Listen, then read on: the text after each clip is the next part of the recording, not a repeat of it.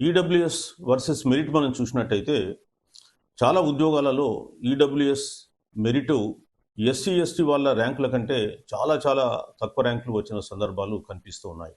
ఉదాహరణకు మనం గ్రూప్ 1 ఎగ్జామినేషన్ని చూసుకున్నట్టయితే ఈడబ్ల్యూఎస్లో కట్ ఆఫ్ ర్యాంక్ వచ్చేసి 758, కానీ బీసీబీకి కట్ ఆఫ్ ర్యాంకు 436, అదేవిధంగా బీసీడీలో 446 కట్ ఆఫ్ ర్యాంకు.